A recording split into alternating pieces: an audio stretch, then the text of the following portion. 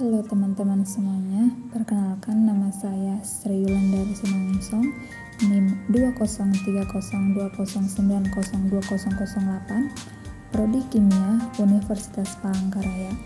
Pada video kali ini, saya akan membahas dua topik utama, yaitu yang pertama, korosi yang disebabkan oleh mikrobiologi atau yang disingkat sebagai MIK, atau bisa juga disebut sebagai microbiologically influenced corrosion. Dan topik yang kedua itu korosi yang disebabkan oleh temperatur tinggi.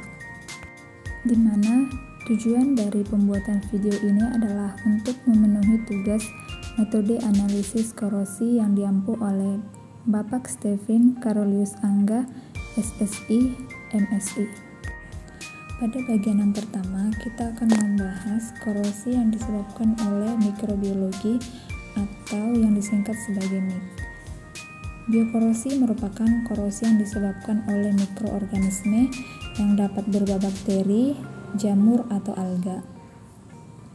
Dalam biokorosi, mikroorganisme dapat berperan aktif maupun secara pasif dalam menyebabkan korosi, di mana korosi yang dipengaruhi oleh mikrobiologi ini atau yang disingkat MIK ini merupakan salah satu bentuk korosi lokal yang disebabkan oleh mikroorganisme dan aktivitasnya ini sangat merugikan fasilitas industri, minyak, dan gas.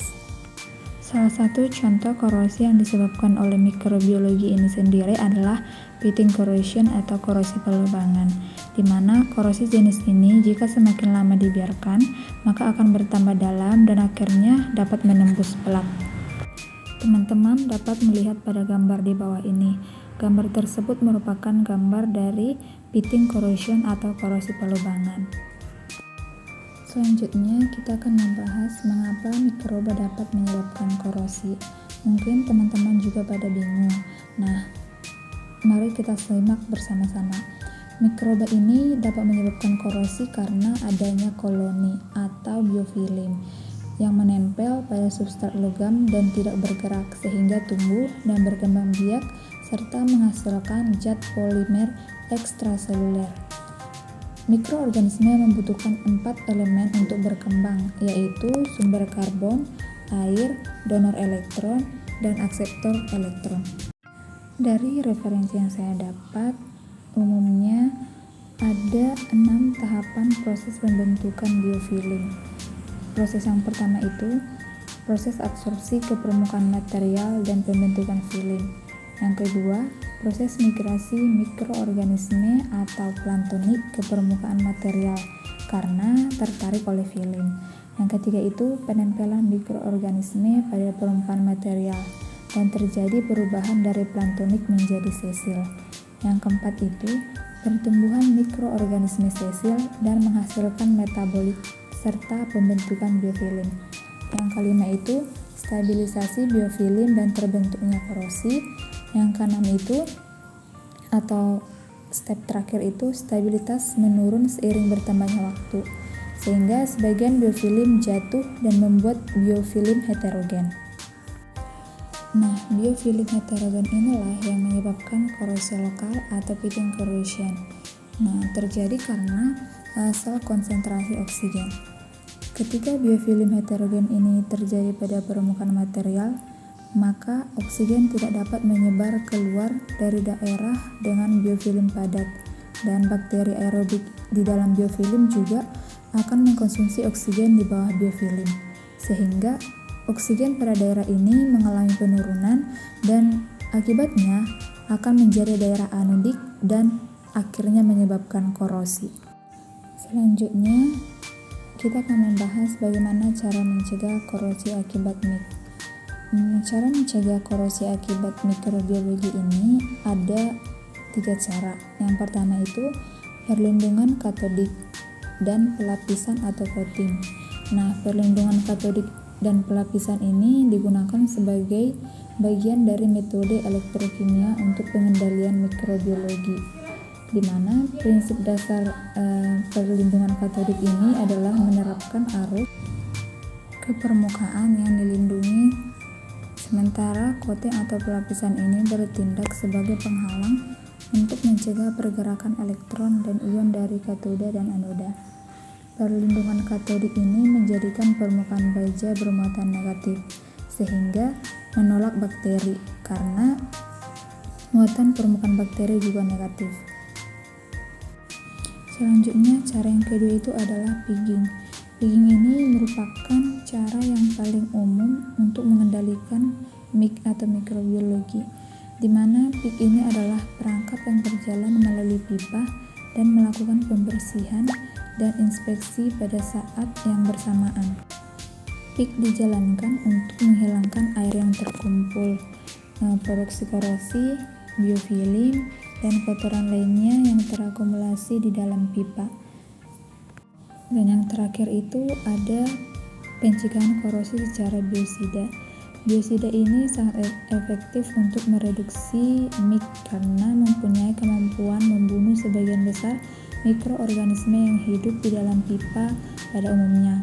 Ada dua kelas biosida, yaitu pengoksidasi dan non-pengoksidasi.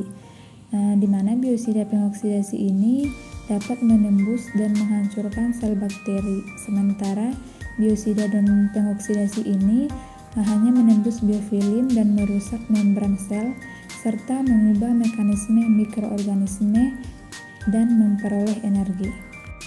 Contoh biosida pengoksidasi adalah klorin, brom, ozon, natrium, dan hidrogen peroksida. Dan contoh biosida non-pengoksidasi itu ada glutaraldehid, formaldehid, dan akrolein. Selanjutnya kita masuk ke topik utama yang kedua, yaitu korosi yang disebabkan oleh temperatur tinggi. Proses korosi yang disebabkan oleh temperatur tinggi ini dapat terjadi karena pada saat temperatur tinggi, atmosfer bersifat oksidatif, di mana atmosfer ini akan berpotensi untuk mengoksidasi logam.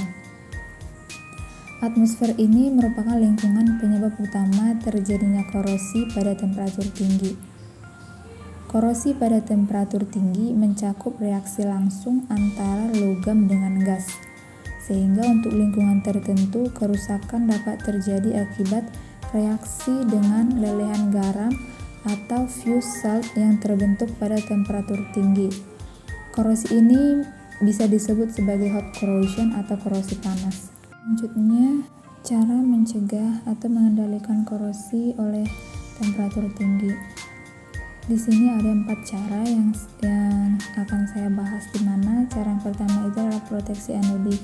Proteksi anodik ini terjadi karena adanya arus anodik yang akan meningkatkan laju ketidaklarutkan logam dan akan menurunkan laju pembentukan hidrogen.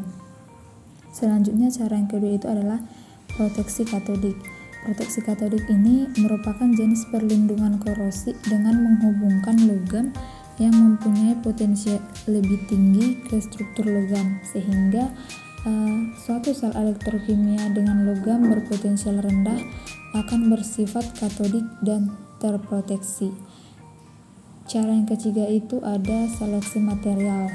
Seleksi material ini dapat dilakukan dengan cara pemilihan logam atau paduan dalam suatu lingkungan korosif tertentu untuk mengurangi risiko terjadinya korosi. Dan cara pencegahan yang keempat atau yang terakhir ini ada pelapisan atau coating, di mana pelapisan atau coating ini memiliki prinsip yaitu dengan melapiskan logam induk dengan suatu bahan atau material pelindung. Baik, cukup sekian materi yang bisa saya sampaikan pada video kali ini. Sekian dan terima kasih.